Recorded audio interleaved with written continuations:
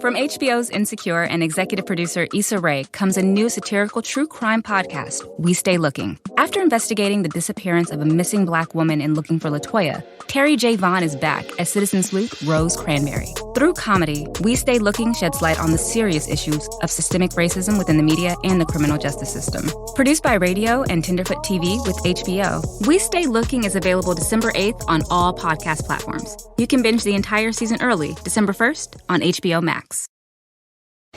At Kroger, we know the holiday season is going to be special for everyone. So use the Kroger app to get personalized coupons, weekly deals, and rewards like fuel points. That way you'll get all the fresh holiday specialties you love at prices that are lower than low. Kroger, fresh for everyone. And now you'll find more ways to save on your favorites. When you download digital coupons, you can use up to 5 times in one transaction. Kroger, fresh for everyone. Are you ready, kids? Get your parents' permission, check your mailbox, and grab your shopping cart. It's time for the Adventures in Collecting podcast. I'm Erik. And I'm Dave. Welcome to Adventures in Collecting, where we talk toy news, culture, and hauls, along with our journeys as collectors. Hello, everyone, and welcome back to Adventures in Collecting. What's going on, everybody?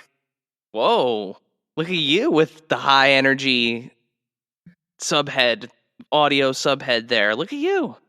Yeah, I just wanted to mix it up today, you know? Man, people are going to tune out. They didn't get your catchphrase. They got the awkward silence, but they didn't get the catchphrase there. Yeah, you know, it's more of a treat if you don't know what's coming. Well, before we introduce our guest, because of course we have another guest this week, there is a minor piece of housekeeping to attend to here. This episode is our first episode in December, and if you are listening to this when it premieres, there is still time to donate to our holiday toy drive. So we have partnered with local toy store and friends of the pod, Chubsy Wubsy Toys. You'll hear an ad spot for them a little bit later in the show, but we partnered up with them to make it easier for you to donate a toy or 2 or 3 or however many you're comfortable in donating to the Toys for Tots Santa toy train. So if you visit chubzywubzy.com, that's chubzywubzy.com. You'll see a big icon on there for their toy drive.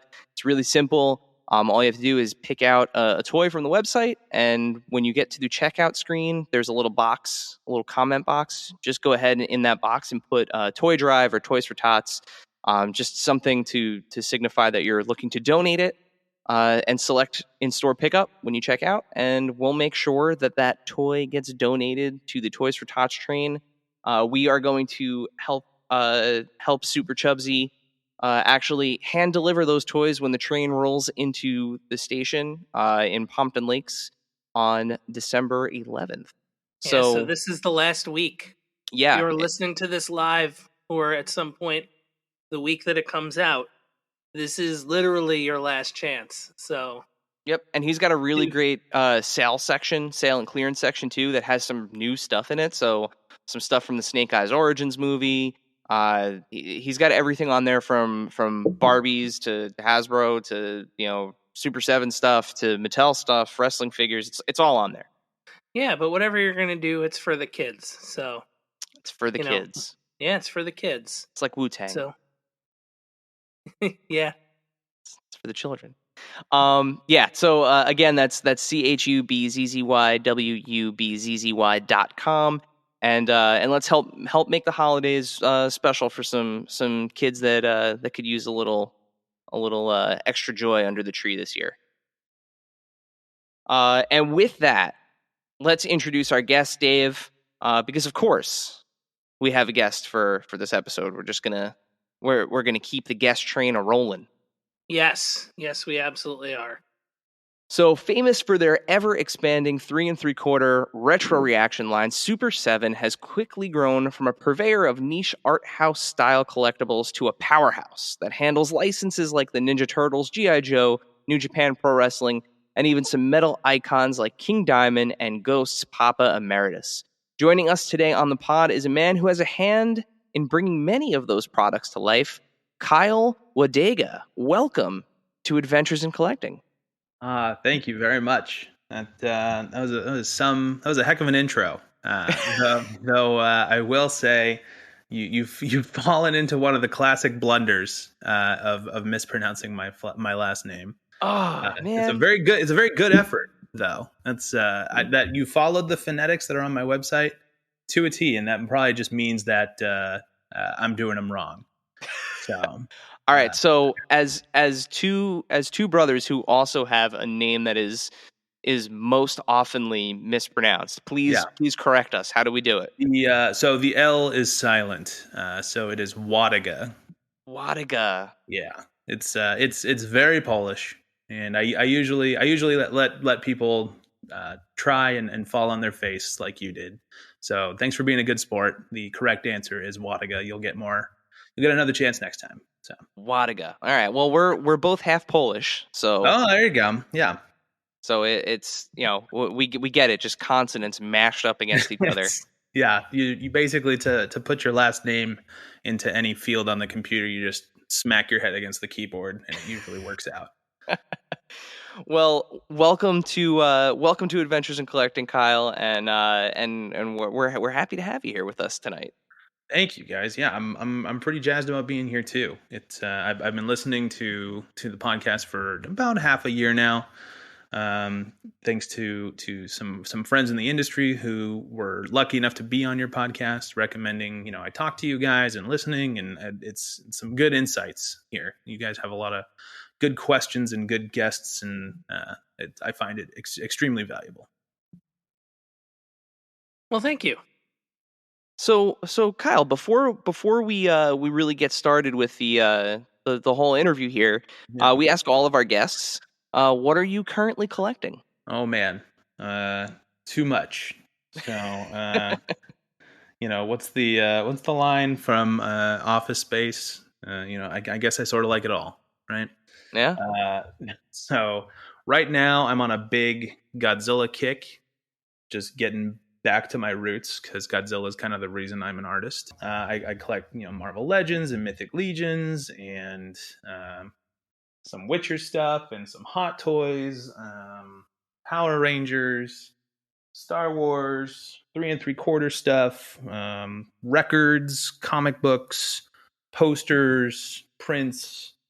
I guess you can say I have the collecting gene, much to my girlfriend's detriment.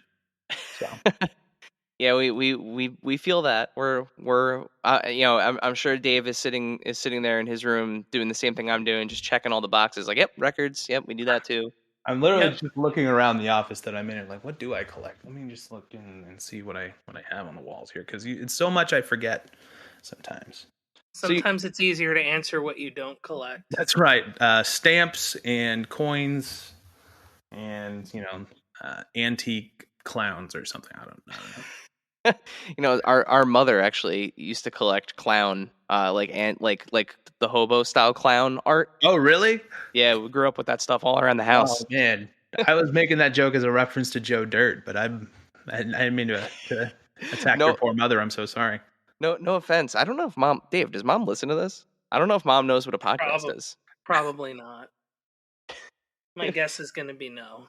We've discussed having her on before, and it's been heated. We'll get there eventually, I think. For her her clown collection, that would be a very interesting episode. No, see, I thought it would be fun, and you know what, like, not to air this in the middle of the interview, but I thought it'd be fun to have our mom come on and talk about like what it was like, pre-internet hunting down toys for us for like holidays, and like the whole, really kind of what got us hooked on toys was all the fact that she enabled us, right? So I thought it would be fun to have her come on and talk about like, stalking, Toys R Us's and KB Toys to try to get stuff for us for the holidays. But yeah, that'd actually be a pretty interesting episode because all our parents.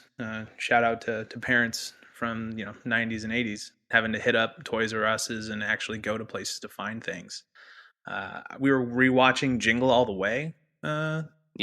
This season, and he's running through all of these shops, KB Toys and Toys R Us and blah blah blah, all that stuff, and like just looking at all of the shelves in the movie, it's Ninja Turtles, it's Power Rangers, it's He-Man, all this stuff, and it's like it's just plastic gold all over those shelves that you can't find now.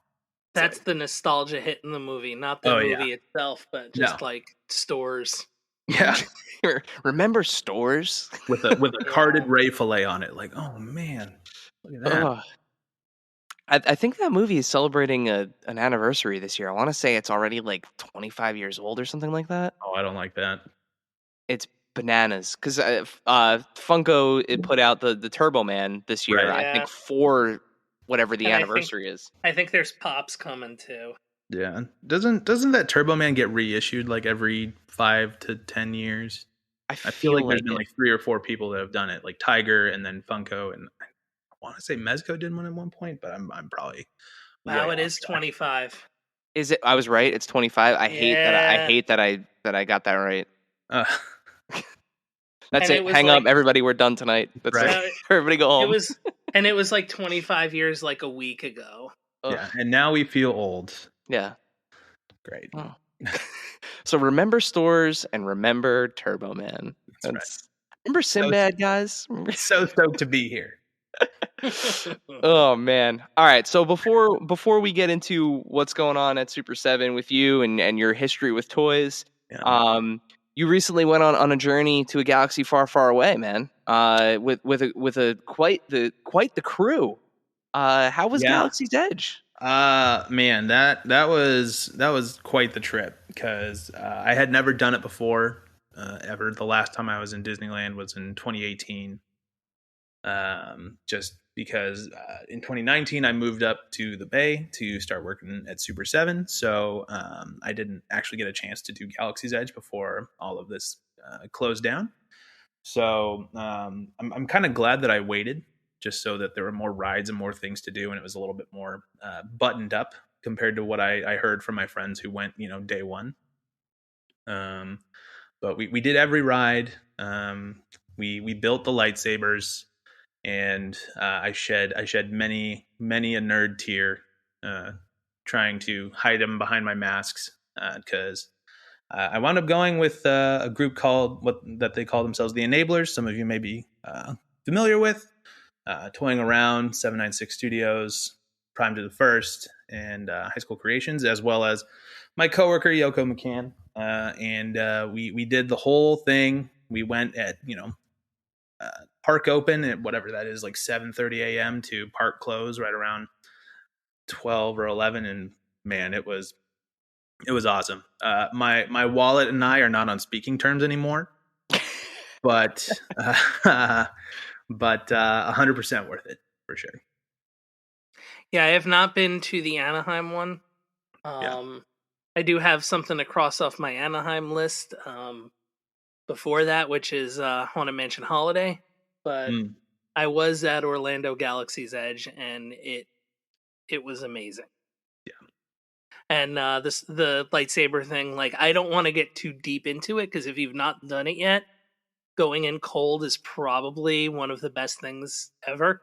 For sure, yeah. I had never watched any of it, and so when just every emotional beat that they put into that, like, just it hits. Yeah, right, pounded me right in my heartstrings. It was great. Mm-hmm.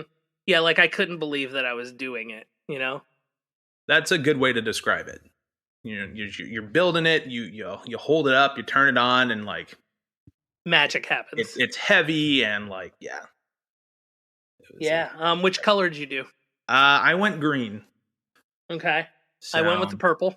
Purple, yeah. Kevin Toying Around went with purple. Actually, it was pretty cool because all 4 of us who did the lightsaber build, we built different kits. So all of our lightsabers look completely different, which I think added to it, which was really cool. Yeah, that picture you guys took by the Falcon, all holding up your lightsabers, was epic. That was an epic picture.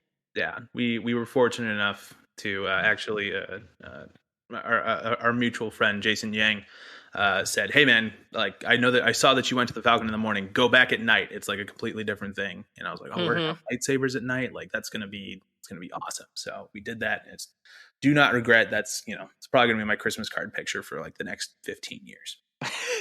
Oh, what's cool too is I could speak to Orlando just for that, but like Sure. the photographers will be like, all right, go over there, and then there's another photographer. Like they'll tell you where the good spots for nighttime lightsaber photography are.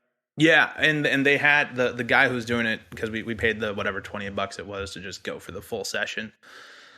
He was like giving us pose ideas and everybody put them together, act like you're fighting, use the force, that kind of stuff. And it was like it was pretty rad, because he most of the time there's like they take the picture, all right, next, move on. But this guy, like, he was into it. So I think he felt the energy of however many, like 7 of us there were with all our lightsabers together. It was pretty rad. What I always find amazing about that is like I have not been to Disneyland since before California Adventure opened. So I was very young when we went to Disneyland, but I've been to Disney World countless times. It always amazes me when I see those pictures of like the lightsabers with the Falcon in the background, I know how crowded the parks get, and it was only you guys in the picture. Like there's nobody else. Like it looks like you have the entire planet of Batu to yourself. It's crazy how they angle it right. Are you talking about the night pictures or the day pictures? The night pictures. Yeah, that's crazy, because that's like they definitely know what they're doing. But like we went, like I said, at like 7:00 in the morning, and there was nobody there, and it was legit just us and the Falcon in like the morning sunrise kind of lighting. It was like that was the first time I cried at Disneyland. So yeah, I'm worried I'm going to be a mess when I actually am face to face with a 1-to-1 scale Millennium Falcon. Like I don't know how I'm going to handle it. Frankly, it's pretty great. Like I don't know if I'm ready to like weep in front of my 6-year-old. One of my favorite things, like Anaheim, because Anaheim is the only place where Boba Fett is. So he was at the launch bay, and all of a sudden, where like Boba Fett comes out, and like if you ask around, they'll be like, yeah, it'll be like they kind of give you an idea time wise, but he just comes out when he comes out. Boba Fett talks, and Boba Fett just will step right to you, and it's the best. Like I am just sitting there trying not to smile and like laugh at how awesome this is, that I'm getting yelled at like nose to nose from Boba Fett. That's pretty incredible. I did not know that Boba Fett was at Anaheim. Now I have reason to go back. Like I needed another reason. He's usually in the launch bay. I don't know if that's still there though, because Galaxy's Edge was not built yet when I was there last. We saw Chewbacca and Rey and Kylo and some stormtroopers, and that was pretty cool. Especially Chewbacca just like chilling, because he was like underneath the Falcon. It made it like it looked like he was working on it, which was like, that was really cool. It's awesome. Yeah. I literally so pre-pandemic we had a huge trip planned. So this was before we found out that my wife was pregnant with our second daughter, and the pandemic was not even like there weren't even rumblings of it. We had this huge trip planned. We were going to do like a Disney cruise and then go to Disney World, and like it was going to be this whole like 10-day ordeal, and we were going to go to Galaxy's Edge, and we were going to build lightsabers, and then it literally was just like global pandemic, I'm pregnant, trip canceled. The hits keep coming. So I have been patiently waiting and avoiding videos on YouTube. Like I still don't know what happens in Rise of the Resistance. I don't know what happens on the Millennium Falcon with Smuggler's Run. I don't really even know what like the inside of the bars look like, or like any or the cantina, excuse me. I don't know anything. Like I know very basically like the main exterior shots and like the super touristy stuff that people have done. That's really all I've seen. I've tried to stay as spoiler free as humanly possible, so that way I can have some sort of like a experience with it. The Yeah. only thing you know is you can get a Porg mug at Oga's. Yeah, and that's only because I've seen yours. That's Yeah. pretty great. The cantina, we went very early, so we got Bloody Rancors in the beginning, which was rad.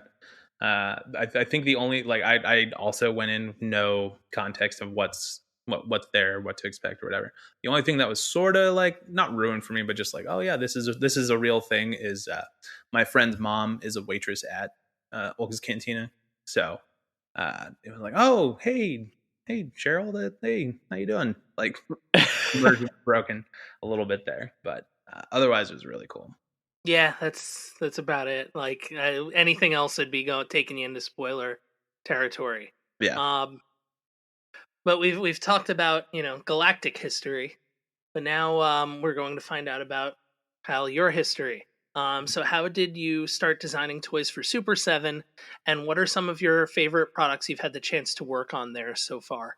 Oh man, well that's a two-parter. So you're gonna have to remind me of the second part as I get into the deep, long history that got me into the toy design industry. I think a common thread amongst most people who are part of the toy industry, at least that I've noticed, is that most of us sort of fall into it. I don't know many people who I went to school for this. I studied to be an action figure designer. It's just no, I closed my eyes and one day, look here I am working for Hasbro or whoever. So this is the legit actual connection that got me into toy making. I played water polo in high school. And some of you may be asking, well, how do you fit the horses into the water? That is not what water polo is. Water polo is a sport commonly played in California, Southern California, and like Florida.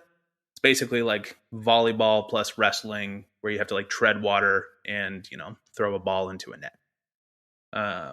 So I've I've played seen that it in the Olympics. Yeah, it's an Olympic sport. Yeah. Thank you. It is hands down one of my favorite Olympic sports to watch. Yeah, it's brutal. So yeah, anything that's under the water that the ref can't see goes. So there's just a lot of kicking and punching and stabbing and all that fun stuff. So I don't miss it at all. Yeah, so I played water polo in high school, and in my sophomore year, I was under the coaching of this guy named Daniel Adolph, who is important to the story later. So he was this water polo coach who first day of practice he wore a X-wing t-shirt with a belt buckle that said "Speak, friend, and enter," like Lord of the Rings. And so I was like, all right, this is my guy. So he and I got to talking, while he was my coach, and talking about, art and all this stuff. And he was an illustrator and things like that. So great time there. And then, I quit water polo. I graduated high school. Cut to a few years later. I'm, about a year or two into college. And I'm working as a lifeguard at the local pool. And working with this girl, Krista. So Krista is like, oh, like, hey, do you want to go to lunch today at shift? It was some random man. I'm like, yeah, sure. She's like, oh, is it cool if my boyfriend comes? I was like, I don't care, whatever. And we go, I think it was like Burger King or something. And guess who it is? Her boyfriend is Coach Daniel. Wow. No one saw that coming. And so he and I got to talking again. And, he had just finished his master's in illustration. He was, working as a designer and doing freelance and stuff. And he had this, roommate, and he played Magic the Gathering, and it was all this nerd stuff. And I was like, yeah, I'm about this. This is what I'm here for.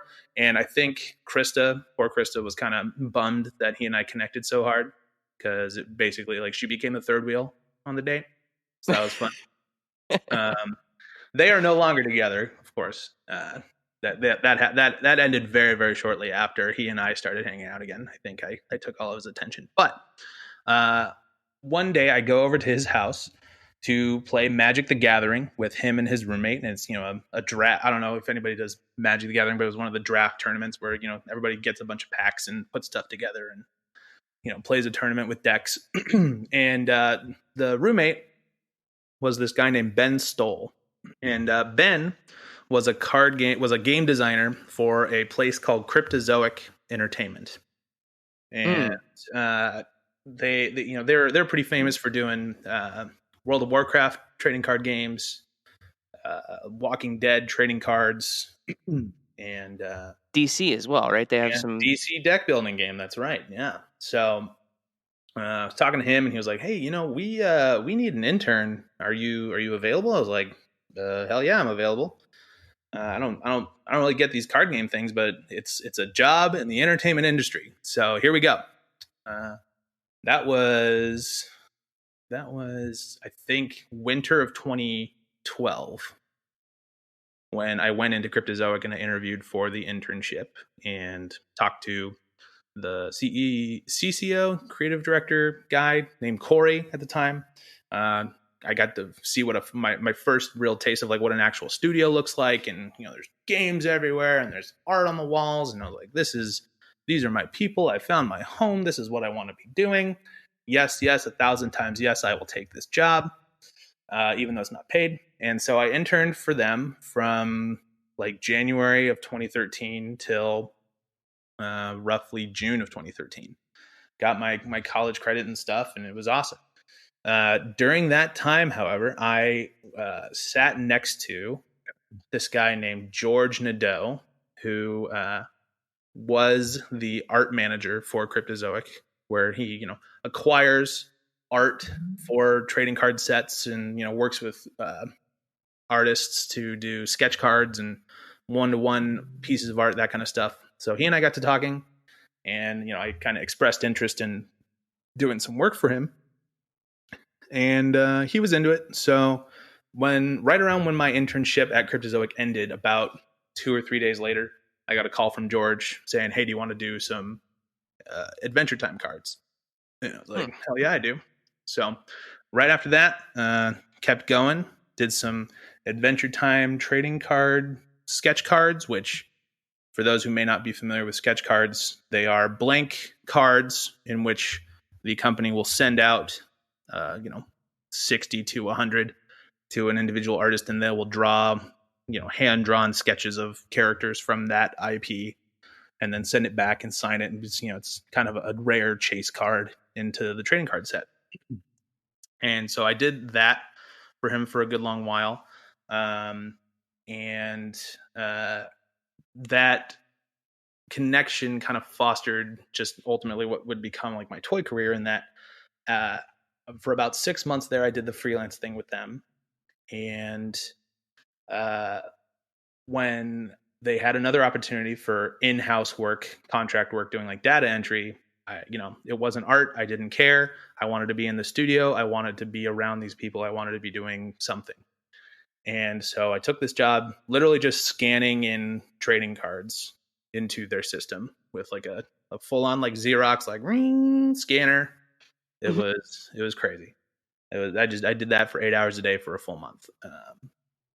Not that fun, but that is still probably the most important job I've ever taken, because when I took that job, I was put into a cubicle next to a guy named Jeff Parker, who at that time was the brand new creative director of the collectibles department at Cryptozoic Entertainment. So he and I got to talking. We liked a lot of the same stuff, like Star Wars and Godzilla and all that stuff. And so when my 1 month contract at Cryptozoic ended for data entry, literally the next day, Jeff took me out for lunch and hired me to do freelance on some DC collectibles, little bombshell figures, which were a blind box series that I did with them, all freelance. And that was like June, July of 2015. So we're skipping time here. I did that for 6 months. And after that, they brought me in full time. And we did I started working for them just because the department was growing, and we were starting to sell into places like Target and Walmart and so on and so forth. So I worked for Cryptozoic, doing a lot of more statue type work, final toy type work on brands like DC Bombshells, Ghostbusters, Sony's Outlander. And I also had the opportunity to work on some in-house IPs and develop some product that had no licenses that we were really, really proud of as well. So now when you're working on products like that, like I think a lot of times when, kind of the casual collector, or even to a certain degree, a collector that's kind of pretty well ingrained into a line or a brand. When you say that you're, helping design the toy, like what part of it are you actually touching? Like how does it go from what you do to like the next step to being a toy or Sure. a collectible? Yeah, so it's actually a pretty big distinction in terms of what I did at Cryptozoic versus what I do at Super 7 now. So Cryptozoic, I was mostly taking sketches that we were getting from freelancers and coloring them and doing all the call outs and the PMS color call outs and setting all that up so that the factory could then paint the figures. That was what I started out doing. I also started out doing what they call box mock-ups, which I'm not sure how familiar you guys are with the retail space. But as I understand it, most major retailers have fake storefronts in their headquarters where they plan out the entire thing. It's called planograms and stuff like that. And so for these retailers like that, you have to mock up what that box is going to be like 1-to-1 so they can plan how it's going to be displayed in the stores. So I had to basically my very first jobs at Cryptozoic were just making these box mock-ups to then get put into these fake storefronts, which then immediately get thrown away. It was a lot of work for something that didn't really mean that much, but it helped me kind of cut my teeth on some packaging design stuff and understand how that was really working, because that was not really something I had done before, graphic design or construction-y type stuff. I was really illustration focused in college. So, but just to kind of give some context to a planogram for those of you that might be scratching your heads listening to this. If you've ever been in a toy aisle in Walmart or Target around like a reset, like when you suddenly realize that like, oh, the shelves have been empty for like a few days, you might notice taped to the back of the display, like taped to the back of the shelf, like behind the pegs, like where everything would normally be hanging. Sometimes you'll see these like random weird pieces of paper that are just kind of have like a random array of squares, or a seemingly random array of squares and rectangles on them. If you actually look closely at that piece of paper, that is a printed out planogram. So you can actually look and see what is supposed to be on those pegs, or potentially if it is right before a reset, you can actually see what's coming. So they might be moving, like the Target that we go to all the time just recently shifted all of their aisles around, and like the stuff that was next to each other is no longer next to each other, and it's like the wrestling figures are in a completely different aisle than they were 2 months ago. But a lot of times when they're doing those resets, the store planners, whoever is helping with the reset, will oftentimes just kind of leave that planogram taped to the back of the wall. So when we say planogram, it's that little piece of paper. That is correct, and forgive me for not explaining that further. But oh no, I just thought it would be a good opportunity to talk more about a planogram, because it's not something that has come up on this podcast yet, oddly enough. Yeah, that does surprise me, but every day's a school day, so this is what people are here for. But yeah, so what was I saying? With Cryptozoic, I did a lot of that planogram stuff, and then I eventually shifted into a little bit more of the art direction stuff as well. Like I would get these sketches from the freelancer, like the freelance concept artist, and then I would work with the sculptor to make the sculptures happen, and make sure that they can actually function as toys like we need them to, and they're within cost the cost parameters, and they match budgets and all that stuff. So that was a little bit later, just as my responsibilities with Cryptozoic grew. I was there for about 3 years. So It slowly, it started from the guy who was making the box mock-ups to eventually I wound up running the entire kind of collectibles department and doing line planning for, the entire year, and, you know, multiple $1 million of sales and all that fun stuff. But still with just the DC and Sony kind of brands and some of our own internal brands as well. But after eventually Cryptozoic, I wound up just not necessarily feeling challenged anymore, and so I looked for other opportunities.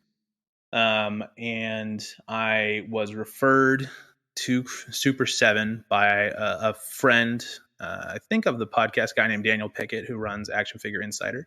Oh yeah, super nice guy. Yeah, one of the best guys out there. He sent me this link. He's like, "Hey man, Super 7 is looking for designers. You might want to apply." I was like, "Hell yeah, I want to apply. These guys look like they got everything I need." So I basically I applied kind of cold. I think Daniel might have sent an email to Brian Flynn just to say, "Hey, you should look at this portfolio," or whatever. But for the most part, it was pretty much a cold application. And to my surprise, they got back to me. And that was in November of 2018, I think. And so they liked me. I did a phone interview. They liked me even more. And they said, "Hey, we're going to be at Designer Con in, a couple weeks. You should come down and we'll, because we're NorCal, you're SoCal. Let's meet up." So they gave me a free badge for Designer Con. And I got to go meet them, which was really, really cool. And because I don't know if you guys have been to Designer Con, it's kind of like a indie toy show, lots of Japanese vinyl and streetwear and stickers and posters and that kind of stuff. So I didn't really feel it was appropriate to wear a business suit or anything to this interview, just because I feel like I would stuck out like a sore thumb. So I wound up wearing my battle jacket with all my band patches and my best Ghost t-shirt to this interview. And my interview was straight up with Brian Flynn and Josh, and we talked, and they asked about my work and what I had done before and what are the things I'm passionate about, and where do I see gaps in the marketplace and that kind of stuff. And with that question, I was telling them, I think I don't exactly remember the true order of events here, so I'm painting this with a broad brush. I'm sure if Flynn ever listens to this, he's going to roll his eyes and be like, "No, Kyle, that's not what happened." But we'll just have to have him on to corroborate all of this. That's the goal. I realize why I'm here. Don't worry. No, come on. I know. So he was telling me about it, and I was like, "Oh, well, if you guys are doing," because they were saying, "Oh, we're doing some heavy metal figures." I was like, "Heavy metal, what you should do?" And I pointed to my shirt. I was like, "You should be making Ghost figures. That's what's up. It's this really cool toyetic band that no one's really touching right now, and I think there's a lot of potential there." And I said that, and both Flynn and Josh kind of side-eyed each other, and then they looked at me and they're like, "We already are." And I was like, "Oh man, no way!" And I was like, "Can I see it?" And Josh was like, "Yeah, I guess." They're it was very clear to me that they were like, what is this band? Why is this guy super stoked on it? Okay, sure. And so they showed me the picture of it, and I was looking at it, and I couldn't help myself, and I started pointing out what was wrong with it that they needed to fix. And they were like, "Yeah, cool, man. Thanks. We'll take that in consideration." It's like, oh, dang it. All right. Blew that interview. But to my surprise, I did not blow that interview. They gave me a design test, and I did that over the Christmas break, and then I accepted my offer to go work at Super 7 in January of 2019, and I moved up to the Bay.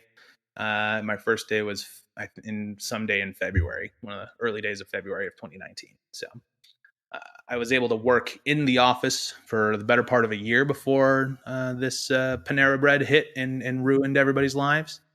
But yeah, I don't regret anything about taking this job. I get everything I do is there are no bad projects working at Super 7. And it's crazy because I think I mentioned at Cryptozoic that I think I worked on about 3 or 4 total brands, like in my entire 3-year career there. Just in the first year at Super 7 alone, I worked on 30. So Jeez. it's Nice. it was it was a big step up, and trial by fire, tossing off the dock. But I'm happy to say that it's worked out pretty well so far.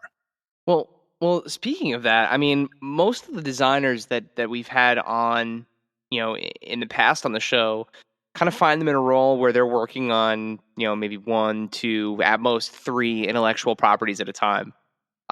What are some of the challenges you face as a designer, having to jump from not only form factors because of the variety of mediums that Super 7 works in, whether it's the ultimates or the reactions, but not only that, but then all of these licenses. Yeah. I mean, they all present their own unique kind of design challenges, and it sort of, I guess it sort of depends on the order that you get them. Like, early on in Super 7, I started working on the Transformers reaction figures, which I love Transformers. I love G1. They're such awesome designs, and Transformers really kind of informed some of my childhood. But I had never really done Transformers before, in terms of design work. And so what I didn't realize is that, like, oh yeah, it's G1. Like, they're just a bunch of like squares and triangles and circles, and nobody cares. It's super recent. He's like, there's no detail at all. It's like, false. Those are any Transformer design is basically geometry homework that they pay you to do, and it's a lot. There's a lot more math involved because Transformers and just robots and inorganic materials in design, just in general, like if anything is off by even like a millimeter, the whole thing is ruined. So you have to be very, very precise in your marks, in your design, and how that all works. Whereas, if I'm working on, like a mutagen man where he's just a bunch of guts and oozy stuff, then I can kind of go wild and make it look crazy and not have to be so literal and precise, right? So there's definitely some what I call kind of creative whiplash, and just like, oh, I'm working on this robot, and let's go to the organic stuff, and we're doing Creature of the Black Lagoon, and that's like it has its own kind of challenge. So there is kind of like you have to take the shifter in your artistic automobile and shift it from Transformers to to Ninja Turtles and so forth, and that takes a minute or two. So yeah, and to that point, I mean, they are so different. Like, I mean, it's some of the stuff that you guys put out, like I'm just sitting here looking at my modest little reaction shelf, and I have like literally in sequence here in front of me, I have Toxie, Mr. Met, a Vac Metal Maria from Metropolis, Skeletim, and Pee Wee Herman. And it's just like each one of them, they're all in the same toy line, but they're all so different. Yeah. It's funny that you say that the Toxie next to Maria, because that's exactly how I have them lined up in my thing. For whatever reason, I don't know why. I think the STCC Vac Metal Maria right next to the Toxic Avengers or Crusaders. Toxic. Yeah. I as soon as you guys announced a Vac Metal Maria, I was like, that was an instant info. I love Metropolis. Oh yeah. Thank you, by the way, Dave, for giving me all of the film nerd goodness. But for that, and just kind of in general, Vac Metal, because it's just not something that you really see anymore.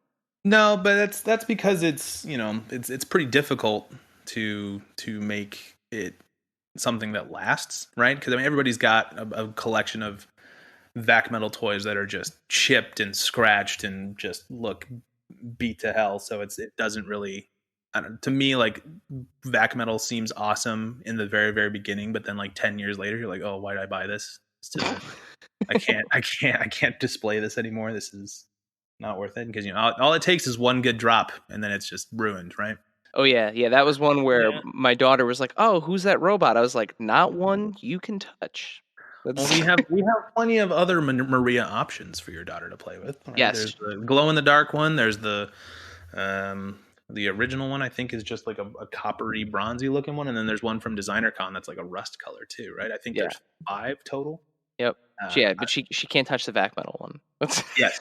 Well, either of them, especially the Star Wars nod one, right? Yeah. Yes. I mean, it is really cool to like to look at just kind of in general the swath of IPs that Super 7 tackles, and it always seems like there's like a new one. Like you blink and all of a sudden there are gem figures, and you Right. blink again and you have the Haunted Mansion ghosts, and it's just like there's always like Ren and Stimpy and Powdered Toast Man, and it's just kind of like it never ends. Never ends. Yeah, we've been fortunate enough to find that the retro kind of reaction format is pretty evergreen for us. People are eager to see more IPs translated into that format, which there's a lot of charm and instant kind of connection to that 5 POA 3 3/4 inch form factor. And I have to call it out before. But I know Dave is eager to talk more about Ghosts, but I have to call it out before we move on.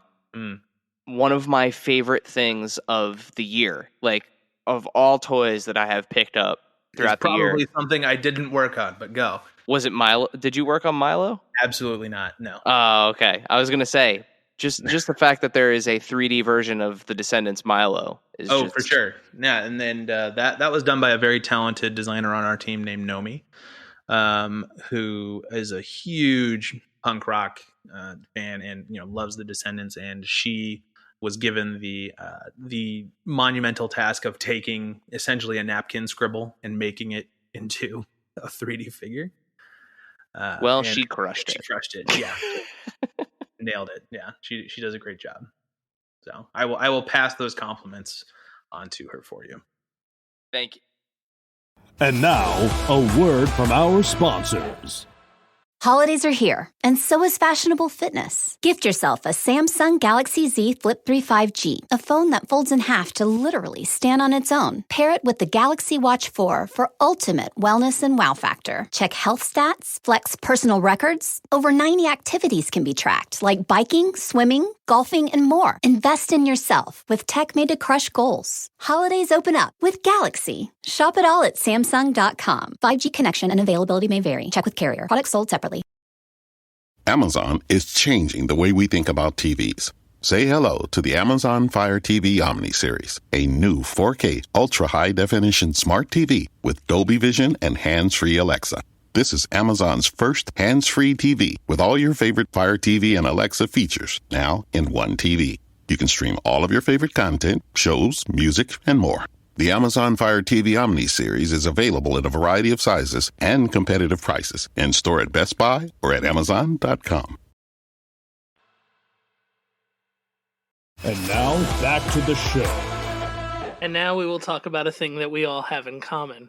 One of our favorite Super 7 releases has been the Ghost products, and I'm actually holding, still in the box, Papa 1. Ultimate Papa 1. How did that relationship start?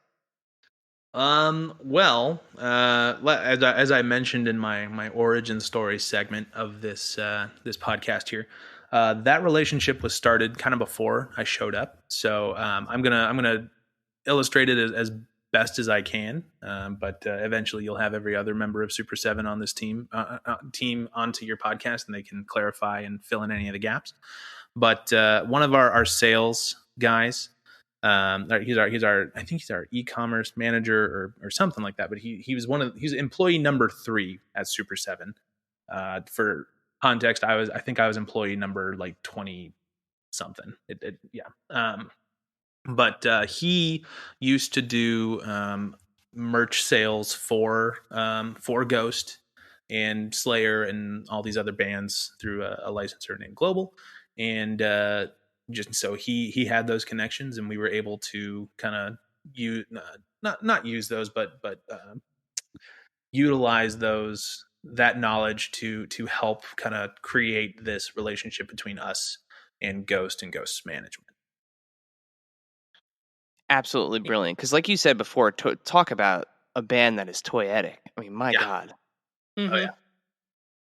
So and all the toys usually just scratch the surface on Papa's 1 through 4. Mm-hmm. I mean, the ghouls are there though, like the ghoul masks. Like there's just so much. Yeah. And there's in theory 5 Papas if you count Papa Nil, but I do. Yeah. How do you not? How do you not?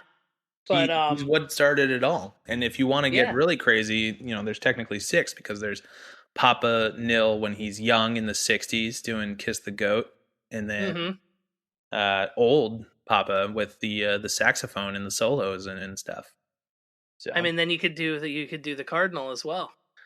That's right. We're what, at 7 mascots at this point now. So and there's 2 versions of Papa 1, and there's technically a red version of Papa 2 that he only wore one time while he's performing in Argentina.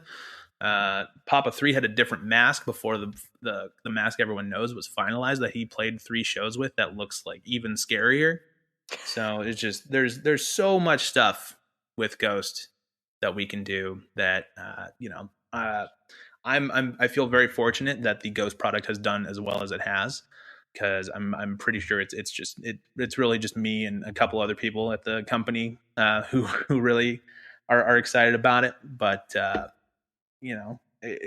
I'm just going to keep making Ghost toys until they tell me to stop. So like I said, I got 100 more ideas that I'm not going to put on this podcast in case any other company listening gets wise. So that Ultimate was like what time does the pre-order start? All right, I will be on the website at that time. And see me, I obviously, like, I sprung for at least one of the reaction figures. I have a couple other ones that I'm of the Ghost ones that I'm thinking about picking up as well. But the moment that Dave brought that over and I kind of just took the slip cover off to look at it, I was like, yeah, FOMO, I should have ordered this. So I'm waiting for it to kind of come in stock in some of the third party sellers, so I can pick one up for myself, because it's so good. It's such a good figure. And that's the thing I enjoy with the Ultimates too, is like you have that across IPs, the familiar Ultimates packaging, but how it's done differently for each IP brings it to life even more. And so with Ghost, you have like the cathedral windows and the silver foil, and it's amazing. I love it. Well, thank you very much. We have a very talented and dedicated packaging team who are much more talented than I am in terms of visualizing what that could look like. I'm pretty focused on just making those figures function as much as possible, but the packaging team is really what seals the deal. I think a few people will agree that a good chunk of what gets people to buy reaction figures is that packaging. So kudos to the packaging team for selling a lot of reaction figures and making you feel guilty for throwing away any Ultimates packaging at all. Yeah, they're the only. I mean, I carefully razor the bubble off the cards, and then store the cards for. I have an idea to make like a reaction mural at some point when I have a little bit more space for it. Maybe in house number 2 or after like an edition or something. But like the card art is just so beautiful. It's so well done. Yeah, we're very fortunate to work with a lot of talented artists, guys like Jason Edmonston and Ed Repka and stuff, who just they crush it, and you get to see all of these cool new versions of characters that you already know done by them.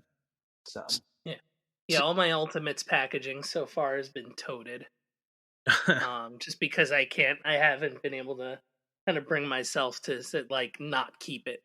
Yeah, for sure. And I realize that's quite the undertaking in terms of space, because each Ultimates packaging you kind of get almost like 4 boxes, right? So I appreciate, or at least 3, with the the shipper box, the slipcover, and then the main box itself, right? Yeah, at least the slipcover and the window box. The shipper, I have not kept. Well, that's good because we shipped it to you. Now you don't need it anymore. Yeah. So you mentioned that like when you're designing these figures, you're designing them to to kind of be as functional as possible, right? Like make them as fun to play and pose and everything, which made me think of something, right? Because if you think about other toy makers, right? So whether it's something like a superhero or a character from a video game or even a wrestler, right? Like you have kind of all of these frames of reference of like what an action figure is supposed to do, what these characters are known for posing, how they the move set they have, the kind of positions that they need to get into. How do you kind of take that into consideration with a real life person, like a person who's just on, I mean, granted, again, like somebody who's playing a character, but like somebody who is on a stage, they're a musician, whether it is Papa Emeritus or like a King Diamond or something like that. Like what are some of the considerations that you kind of go through when you're creating the design?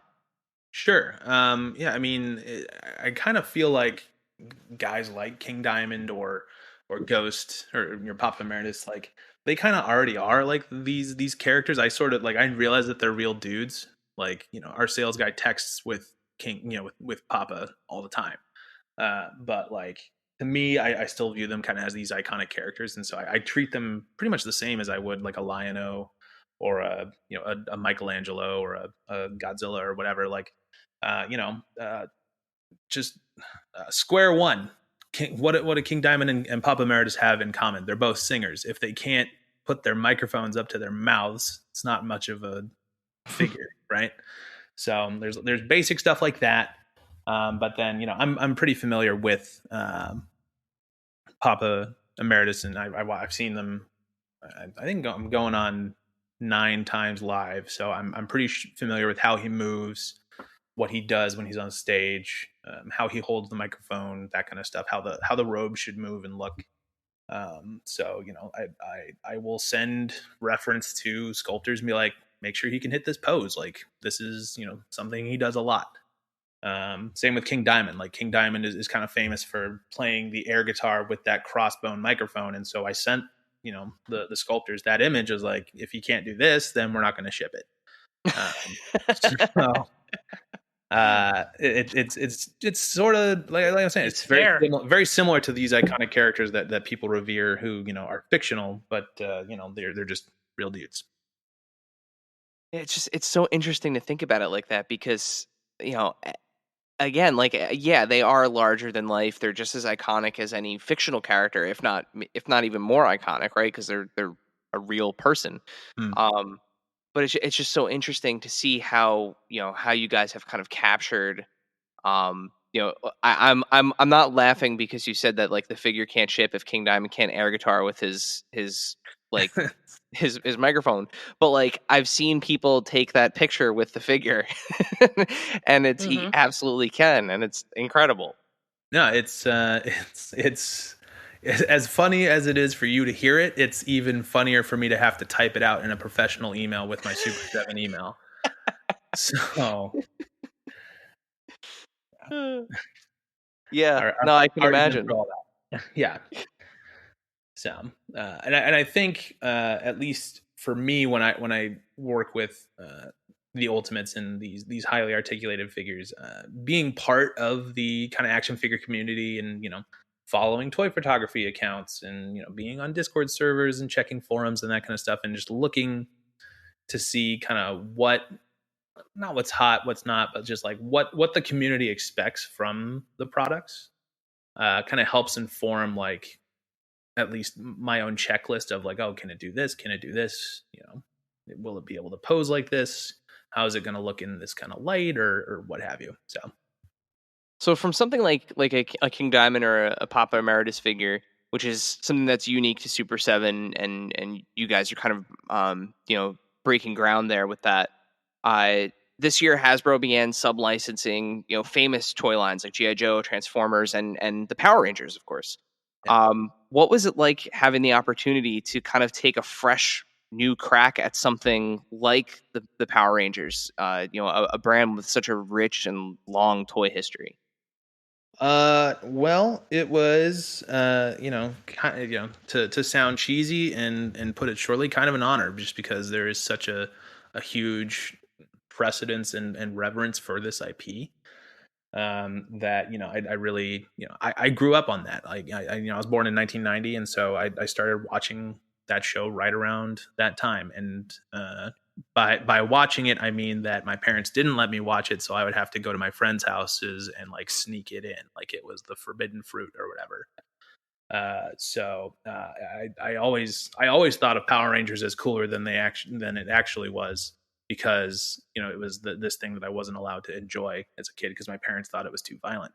So to get the chance to really get to sink my teeth into it, rediscover the brand, look at it through not only my designer eyes but my adult kind of mindset was really, really exciting. Just because I don't really get a chance to do stuff like that from the ground up that often. Usually when I get put onto something, it's an existing line or it's an existing IP, or there's already all of this kind of expectation. But we were really given kind of a blue sky to just, what would be the Power Rangers that you would want to make, which was really, really exciting.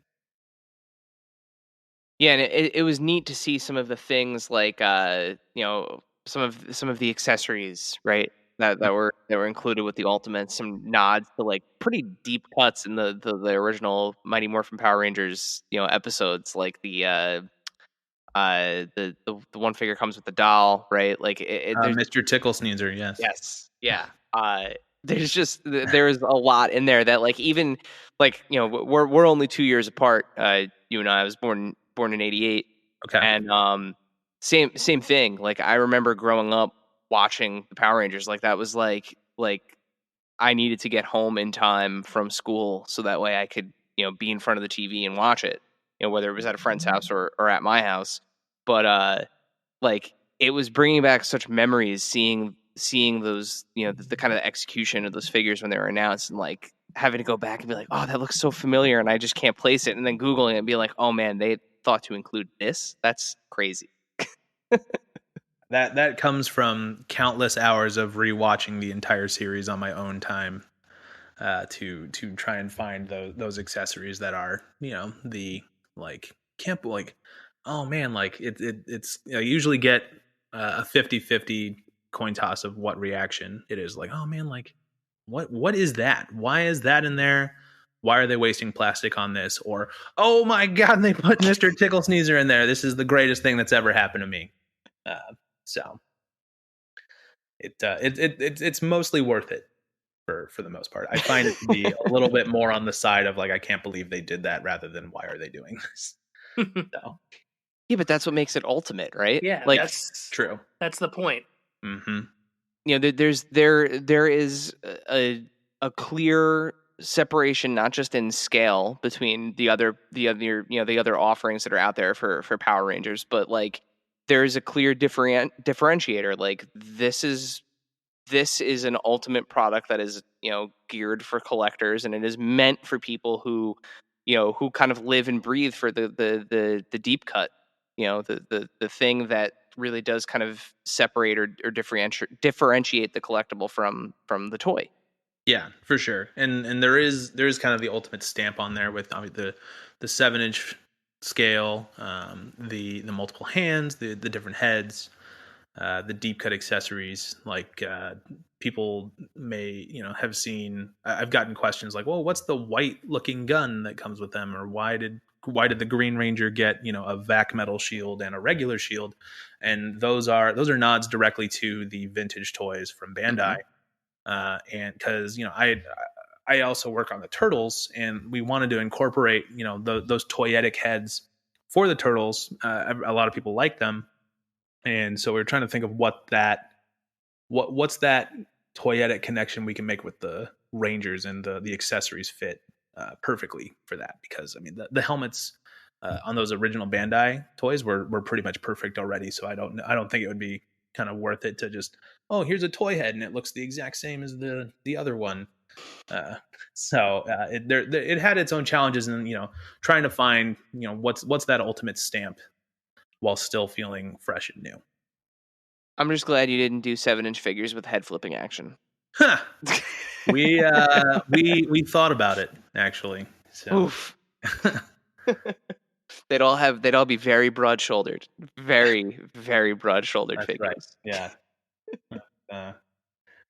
So some of those nostalgic brands are better left in the past. That's all I'll say. So we're speaking of nostalgia. We're going to talk about the latest Ultimate Teenage Mutant Ninja Turtles release, the Party Wagon. Yes. So what are some of the considerations you took when bringing the classic toy to life in the Ultimate line? Obviously, you want to be kind of faithful to that original vintage toy, while also adding a lot to it, so it feels modern, it feels Ultimates, it feels worth the amount of work and effort it takes to really make a vehicle like that. Because I will say that Brian Flynn, our wonderful founder and leader, has had a lot of interviews about the Party Wagon, and I would not necessarily stop listening to me here, but I would go, as soon as you're done listening to this, go listen to all of those interviews with Flynn, because he does a very excellent job about talking through all of those considerations. But for me, in terms of just design wise, it was about, what can we add to this that is, what are the things that were part of that original toy, or that, or weren't part of that original toy that we wanted to have there now. So, helmets and headwear for all of the turtles, a tool set for Donnie to work on the engine and fix it up and whatnot. A tow cable with a real chain so you can, pull other cars and things like that. Opening up like the cartoon top canopy, things like that. Just adding those little things that was like, it just, hit after hit, making it even better with every edition.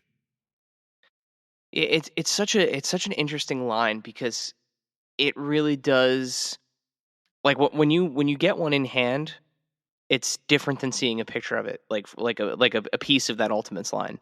A friend of the pod, good friend of the pod, and I guess you could say part-time correspondent, other Dave, Creepy NJ. One of his favorite figures, I think, of like the past 10 years is Bebop. And he, I got a chance to kind of have it in hand, and it's crazy because you just sit there and you look at it and you're looking at all of the little individual details and like the like nooks and crannies and everything, and you feel like you're holding an updated version of the vintage toy that like the back of your hand, because it's an incredibly famous figure. But then at the same time, you're like, but this is also different. And I think in my head when I was a kid, the paint apps were simple, but I kind of imagined that these details were there. And in, your play pattern, you were like, yeah, he definitely had a wallet chain, and it was definitely, decoed that way in your head, but it really wasn't. It was a simple, really, really simple paint hit. And all of those things just seemingly are there, on these figures. And I was looking, prior to the interview, just to kind of refresh all of the details on the Party Wagon. I spent a while just looking at the interior, what you guys did with the seats, and the cushions, and the things that are on the wall inside the van, and it's just kind of all the details that you imagined were there as a kid, and some of which I, at least as far as I can remember, you don't see every inch of inside that van on the cartoon, Yeah. No, and it changes kind of almost, depending on the crew that was working on the cartoon at the time. Exactly. And this is kind of again, it sounds corny, but if you were super into the Turtles and you found a big refrigerator box, when you were a kid, in all likelihood, you got into the box and pretended it was the Party Wagon at some point, Yeah. and you if you didn't have a Sharpie and you were drawing like a console and like a computer and screens and stuff on the inside of the box, you were imagining it's there. And looking at this toy and looking at the images that that Super 7 has provided, it's like, wow, all that stuff is there. Like it's like like this is the thing I imagined. And the fact that it's gonna fit 6 figures, like there's just each thing that you see about it is just kind of like, okay, but also this. Yeah, like I said, the just hit after hit, just adding more and more value to that van. Like, yeah, it's ginormous. It does fit 6 figures, but you can put all 4 turtles plus April plus Casey in there. With it's insane, all at once, not just in shifts. Like you can put all 6 of them at one time in there. And we're not just piling 6 figures in there to drive to where they needed to go. Yeah, no, I would not recommend trying to put Bebop or Rocksteady in there with them. It might get a little crowded. But they never drew. They don't need to be in the van. It's not their van. That's what they have, the foot cruiser or whatever. So it doesn't really matter. But it's going to be cool. It's going to be very impressive.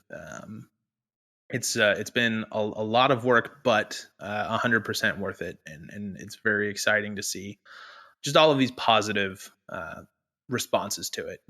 Just because one of the things that I think I've heard some other guests talk about is just like you're working on this thing for so long. It takes hundreds of hours, hundreds of people, thousands of hours of work, and you're doing it, and you're kind of doing it in a vacuum, and you're not really sure, like, oh man, is this good? Like, is this going to be like, is anybody going to care? And then you put it out there, and you kind of you get to breathe your sigh of relief that it all worked out. Everybody likes it. The lights get to stay on. We all get to go home to our wife and kids, that kind of stuff. So yeah, I heard this awesome quote from Jason Reitman, specifically about the new Ghostbusters film, and I feel like it applies to stuff way more than what he was talking about. But he said that a lot of times when you're working on something that's like a smaller project, and in his case, a film that doesn't have an already built-in fan base, it's your baby. Like, as the creator, like you have created this thing, and you don't know how people are going to react to it because there's no established audience. And then once you put it out into the world, it becomes everybody else's. Like the fan base owns it at that point, like after you've kind of introduced it into the world. But when you're working on an IP that already has this established fan base, and especially if it's something that has like a very active, very, very vibrant, very, loud fan base, before you even get to put it out in the world, it has already been, like, the expectations are already there that you are going to do the thing justice. And if you don't, there's going to be hell to pay, right? Like that's kind of like the perceived notion at this point. Yeah. If anybody who's checked our Instagram comments will know that we pay hell all the time. So. And you're not alone, like you're not alone, especially in today's world. But I feel like it's the Turtles are kind of having this super, super, super cool resurgence. And it's interesting because, right, like when the Turtles first launched, into the cartoon, granted they were the comic first, but it was that, like, medium that you can watch on TV coupled with the toy line. And right now there's no new turtle meat. Like we're kind of like in between new turtle stuff. Like there's a new TV show that was announced. There's a new movie that was announced. I think there's actually two movies that had been announced, but there's no media to support this kind of like fervor for Turtles. It is specifically right now, I guess, like some of it comes from The Last Ronin, the comic that's out now, but I would say like 90+% of it is purely just toys. Yeah, I would agree with that. We call it the Turtle Sance in the office. Basically, there's never been a better time to collect turtles or be into turtles and stuff, just because any version of the turtles that you want, someone out there is making it. It may not be us. It could be NECA. It could be Playmates. It could be whoever.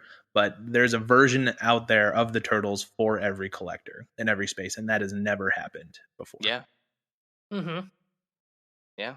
Yeah, and it's crazy, and it's like, you know, we've said it multiple times on the show, you know, with guests, that it's, you know, it's never been a better time to be a toy collector, you know, with the variety that's out there. But just the variety alone for the turtles is insane. It's and I mean, like, I say insane, but I mean it in like the nicest way possible, because like you said, pretty much any format you want. You want Kenner inspired 3 3/4 5 POA turtles, you got it. You want like the classic, you know, 5 to 6 inch, you know, Playmate style turtles. You want turtles that cross over with Cobra Kai. Guess what? You got it. Like, there are turtles for Whether or every. not you wanted it, you got it. Yes. Mm-hmm. I like peanut butter and I like pizza. That doesn't mean I want peanut butter pizza. That's right. Yeah. But it's crazy. It's a great time to be a turtle collector.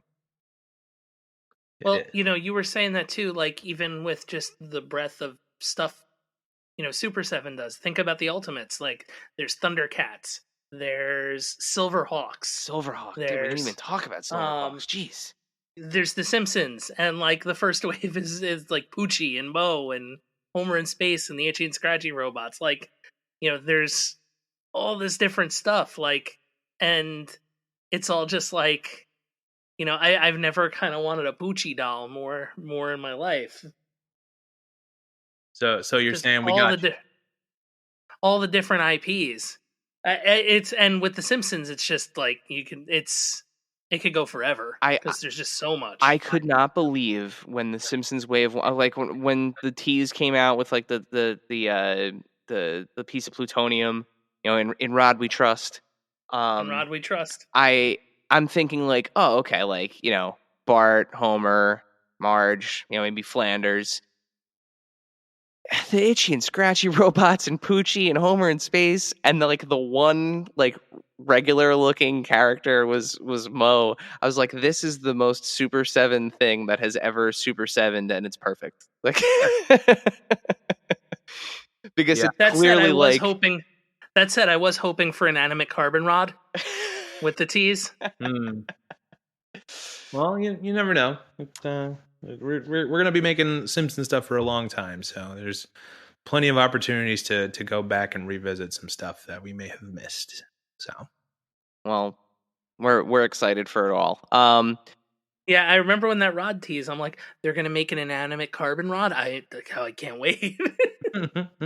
See, the ultimate figure, the two ultimate figures that I would want for a Simpsons line would be Stupid Sexy Flanders, number 1. Like, full on ski suit, Stupid Sexy Flanders with the you know, the tight cheeks and everything. And I'd want Grimy. I'd want a Grimes figure. Okay. Just because if we're doing weird cuts from The Simpsons, like, that's, I mean, Stupid Sexy Flanders isn't really a weird cut anymore at this point. But and the other character I'd want, I always forget his name. Help me out. He's the hammock salesman. With the blow Hank torch. Scorpio. Hank Scorpio. Yep. Thank you. He's not the hammock salesman. He tells Homer where to get the hammocks. Where they get the hammocks. Yes. That episode is probably my favorite episode of The Simpsons. I don't know why I just suddenly couldn't forget I forgot Hank Scorpio's name, but yeah, that would be one for me too. The softball team. Well, with that, I was writing down notes. That was. Oh, all right, okay. With that, let's head into some Q&A. This segment is brought to you by our friends at Chubsy Wubsy Toys. A traditional mom-and-pop toy store in Little Falls, New Jersey, Chubsy Wubsy Toys brings you the best new toys from the brands you love without the hassle of pounding the pavement searching for them at larger retail stores. Visit them in person at 106 Main Street in Little Falls, New Jersey, or online at chubsywubsy.com. That's CHUBZZY WUBZZY.com, and tell him Adventures in Collecting sent you.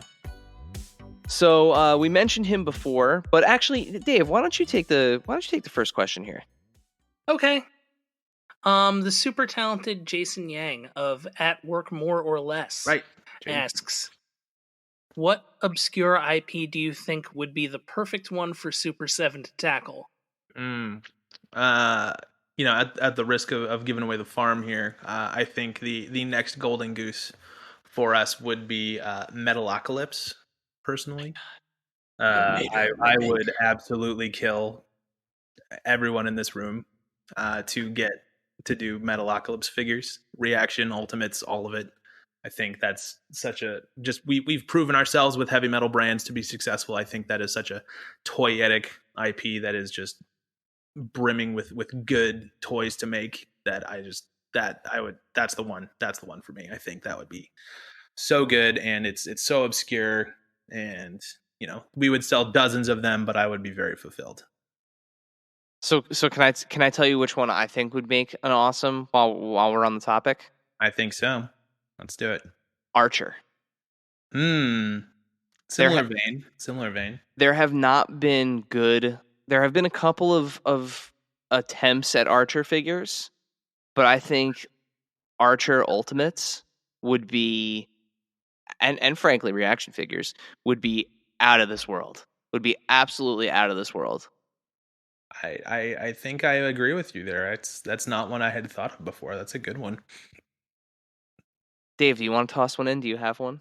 That's right. Shoot your shot. I don't have an obscure one, but I mean, for me, like, obscure is like Mask, but it always comes back to Mask. And if I had $1 for every time we get asked about Mask, but if we're gonna do like an animated thing, or like another like, as Metalocalypse, you said Archer. I'm gonna stay in the H. John Benjamin genre and say Bob's Burgers. That would also be pretty solid. Yeah. It just H. John Benjamin. Do a lot of that stuff though. A lot of Kid Robot does a lot of Bob's Burger stuff, or am I crazy here? I feel like it's stuff that's either like very vinyl toy, like where it's very they're like statuesque. Like that would be Bob's Burgers would be such a good ultimate line with the accessories and everything. Yeah, there were a couple Loyal Subjects action vinyls, but that was part of like a whole Fox wave. Sure. All right, but nothing that's like, that would be that ultimate. Now I'm gonna have Mermaider stuck in my brain for the rest of the evening, which is not a bad thing. I don't see a problem. Yeah. Yeah. All right, I'm gonna finish writing down my notes of Bob's Burgers and Archer. All right, what else we got? All right, so the next question, we've talked a lot about music. At Bob Burkart asks, by the way, at Bob Burkart does this awesome glow art.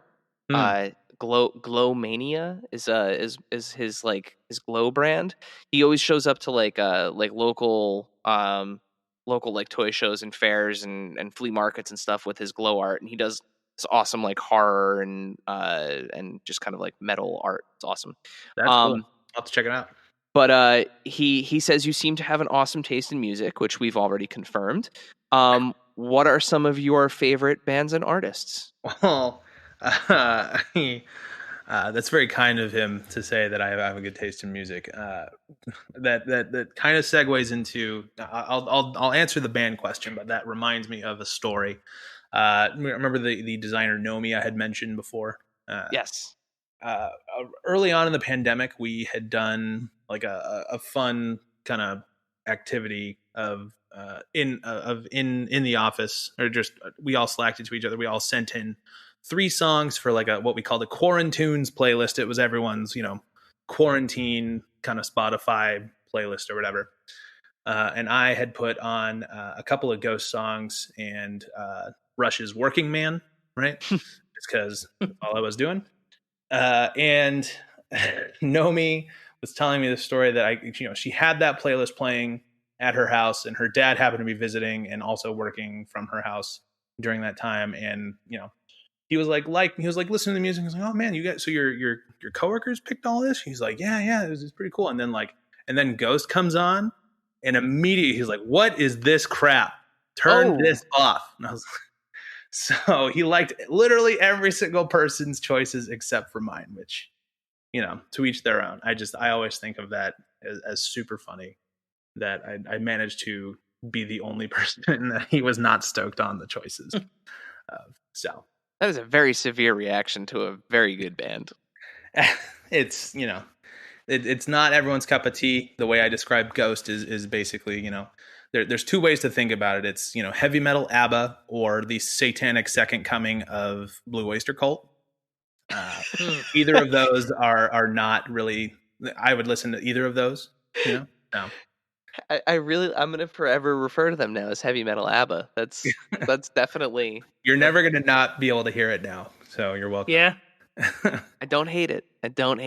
But to answer other bands that I do listen to, obviously I listen to Ghost a lot, King Diamond.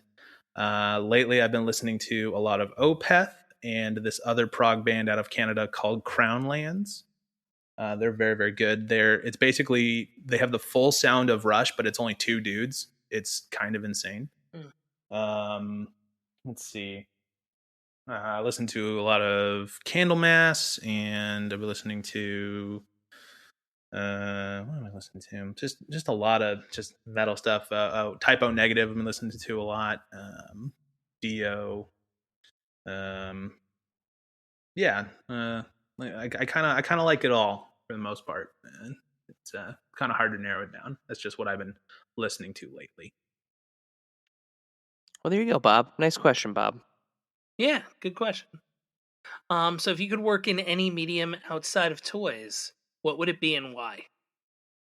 Well, probably not going to surprise anybody, but one of the things that I've always wanted to cross off of the bucket list would be to do album art for metal bands. I have a couple friends who actually do that full time, either for metal bands or synthwave bands or whatever, and they all work freelance, so there's not the comfort of having health insurance while doing it. But it's definitely something I've always really wanted to do was work on album art and album illustrations, and get some of my work on a vinyl LP. That'd be pretty rad. Yeah, and I feel like that's something that's, given the kind of connections that you have with Super 7, and I know Brian's always posting his 45s, and he seems to have a very big collection, especially of like of Bay Area punk rock stuff. I feel like there's an in there for you to get your foot in the door doing that.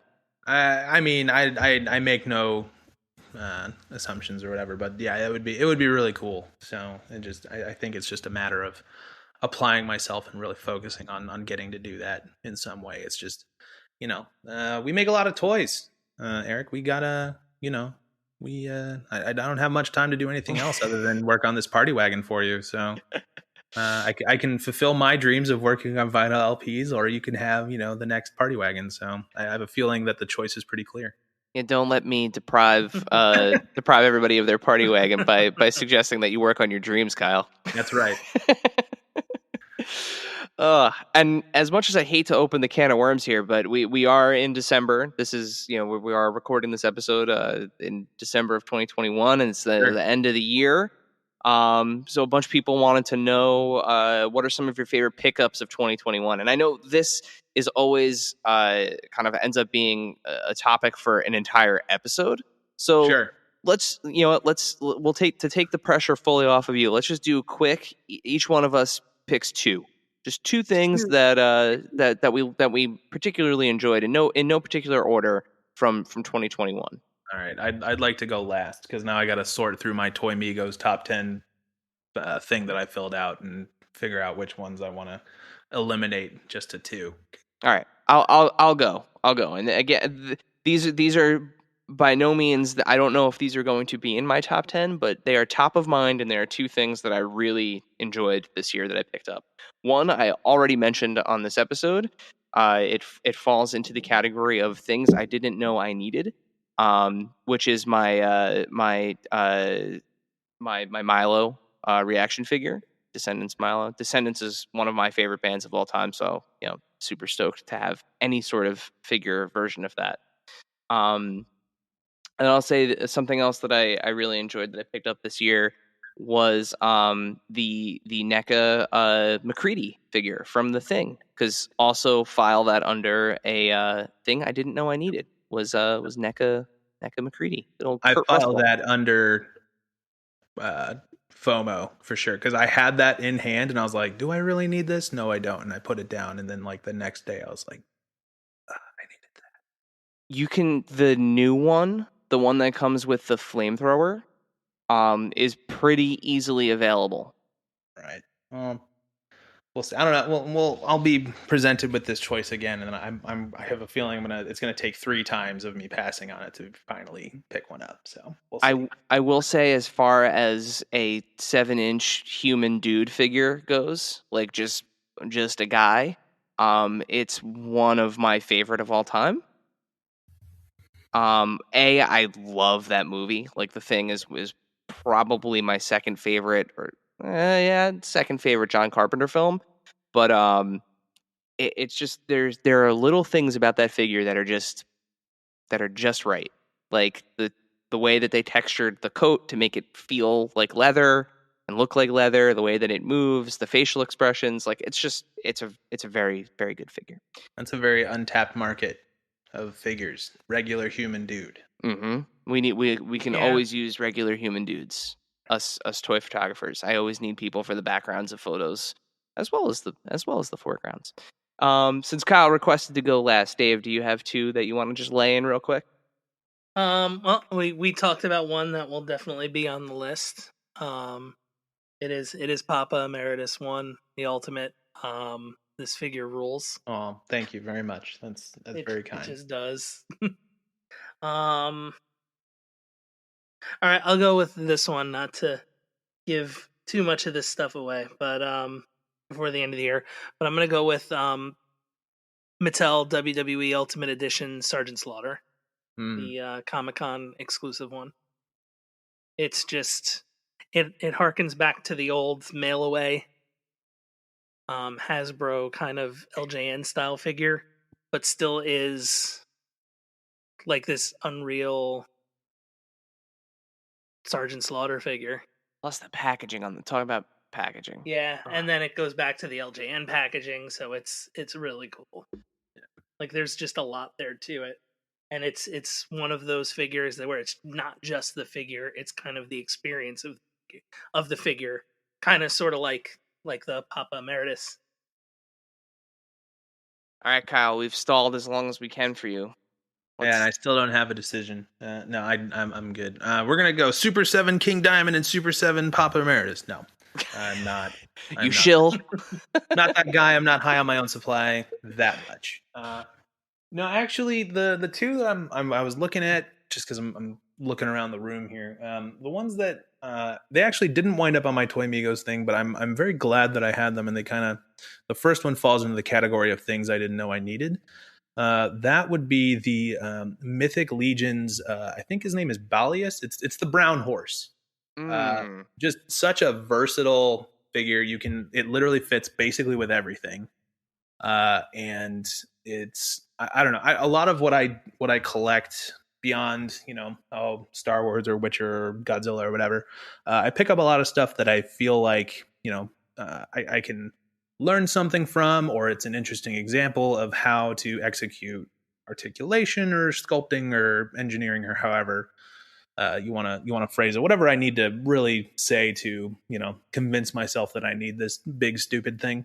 So the horse is there's not that many horses out there. I think Figma has some horses that are kind of small, but then there were I think was it Toy Biz did some horses for the Lord of the Rings figures in the early 2000s and stuff, but then otherwise there's not really that many articulated horses that are more or less affordable in this scale. So this Balius is a really good resource in many ways. And then just for the sheer amount of work and engineering and probably tears that went into this thing that I'm guessing, but I'm pretty confident about the Haslab Sentinel. Just not something I ever thought I would get at that scale, at that engineered. Just incredible in every way. It's it's one of the modern toy marvels, really. So I'm very glad to have that guy in my collection here. I have way too many X-Men figures, and I'm working on a display where they're all fighting him or attached to him or something. But right now, it just looks like he's standing over them as they're just piled up bodies because I haven't placed them yet. So yeah, that actually kind of works as a display. Yeah. So they may just It wind does. up being just dead forever. Yeah, So alternate ending. we'll see. That's right. Well, with that, Kyle, you have survived the Q&A. You do not get a T-shirt, but you did it. You survived Thanks, the man. Q&A. It was a lot of fun. I wish there were more questions. I would have answered more. This is talking toys is my favorite thing to do. So Well- I could do this for hours. We'll just have to have you come back on. But before we wrap it up and let you go, Dave, would you like to fulfill your role as this podcast's James Lipton and ask our final question? I sure would. So the final question that we ask all of our guests is, what is your favorite and or strangest piece in your collection? Now, it can be one of each, or it can be both. Well, that's a great question, James, and thanks for asking it. What I want to say is I'm going to do both. So I actually thought about this question for a good long while, and I feel like I've come out with the perfect answer for both. So we're going to go or favorite thing first, not best necessarily. Favorite thing that I have is I have the DC Collectibles Batman the Animated Series Batmobile that is scaled for the 6-inch scale, right? Mm-hmm. That vehicle that came out a little while ago. That's my favorite Batmobile design. You and I are roughly the same age, so I feel like I'll probably speak for both of us, and that's the best Batman ever. Kevin Conroy is who I hear when I read my Batman comics, so on and so forth. I have that Batmobile, but I also had the opportunity to have it signed by Paul Dini when he came through the Cryptozoic offices one day, because it was in my office. That's and awesome. I was freaking out, and I was showing him all the Harley Quinn product that we were working on, and he was super jazzed about it. And I was like, hi, Mr. Dean, can you sign my Batmobile? And he was like, sure, man, no problem. You want me to ruin this for you? Absolutely. Great. Thank you. And then that same year, knowing that I had, Mr. Dini sign it, I knew that Bruce Timm was going to be signing at San Diego Comic-Con, so I brought this, and this, anybody who has this piece It's big. knows that it is not small in any way. It's, I think it's roughly 2.5 feet long, maybe a foot wide. It's huge. So I carried that, son of a bitch all the way through Comic-Con to Bruce Timm's booth, and had him sign it. And that's definitely the prized possession in the collection, is the Bruce Timm, Paul Dini signed Batmobile. One of these days I plan to have, Kevin Conroy, Mark Hamill, whoever I can get from that show to sign the whole thing. So that would be fantastic. Yeah. That's awesome. It's a cool, it's my wizard's journey, right? Getting those signatures between now and when I die. So and then the weirdest thing that I have, is that it? Strangest, weirdest? Strangest, weirdest, yeah. Yeah, it can go either way. One of the very first records I started my record collection with was I bought a copy of Led Zeppelin 2, but it is a Russian bootleg of Led Zeppelin 2 that was smuggled and traded in East Germany during the Cold War. So it was like illegal to have Western music and stuff, and I have a Russian bootleg of Led Zeppelin 2 from that time period. That's awesome. I've heard stories about some of those records where they were being pressed and like copied onto like really cheap kind of like really whatever kind of vinyl they can melt down. So like a lot of times like there are like wacky colors or they're Luckily mine's all black, but there's definitely like a couple like gray streaks in it, like someone like melted down a bumper or something and pressed it. It's pretty rad. So I almost never play it just because I don't know how many times you can mess with that like not perfect vinyl, right? Yeah. But yeah, that's probably the strangest thing I got. That's awesome. That is very cool. That's a cool one. I know of their existence, but I've never spoken to anybody firsthand that actually has one. So that's really cool.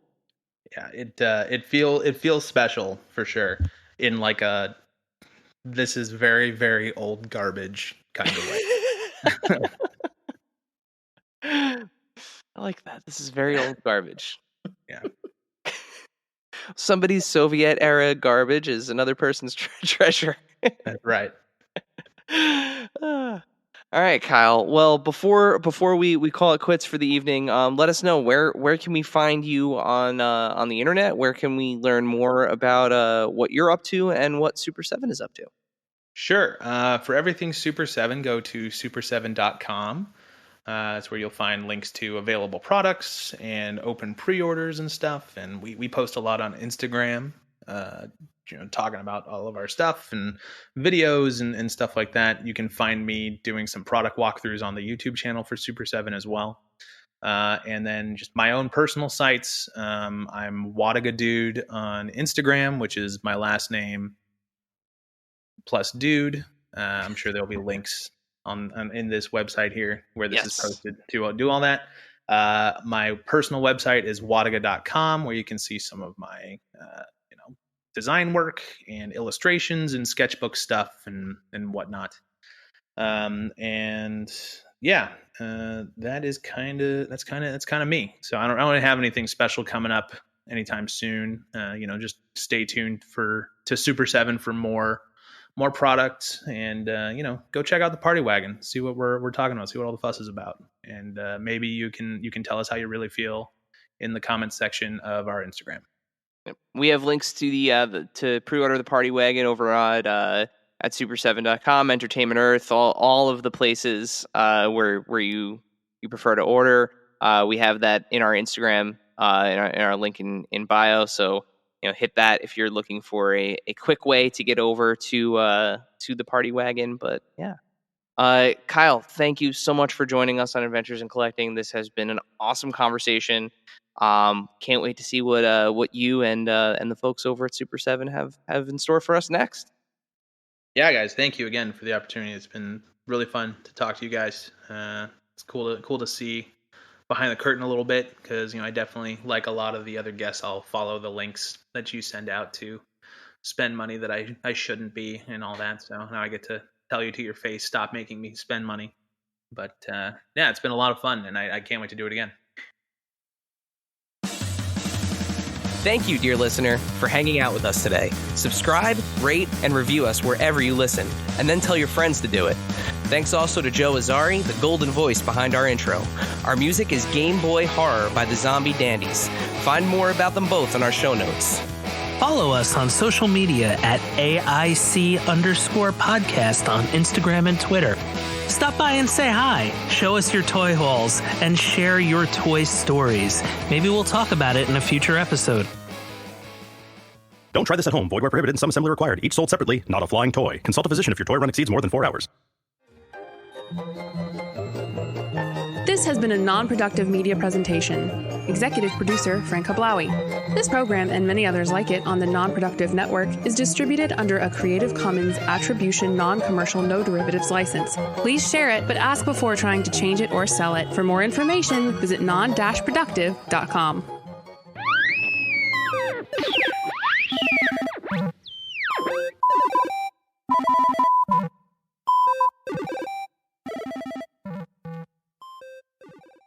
From HBO's Insecure and executive producer Issa Rae comes a new satirical true crime podcast, We Stay Looking. After investigating the disappearance of a missing Black woman in Looking for LaToya, Terry J. Vaughn is back as citizen sleuth Rose Cranberry. Through comedy, We Stay Looking sheds light on the serious issues of systemic racism within the media and the criminal justice system. Produced by Radio and Tenderfoot TV with HBO, We Stay Looking is available December 8th on all podcast platforms. You can binge the entire season early, December 1st, on HBO Max. 'Tis the season for those irresistible ginger thins, cozy blankets for cuddling by the fire, and making home warm and welcoming. For one-stop holiday shopping, visit your local IKEA or IKEA-USA.com/holiday.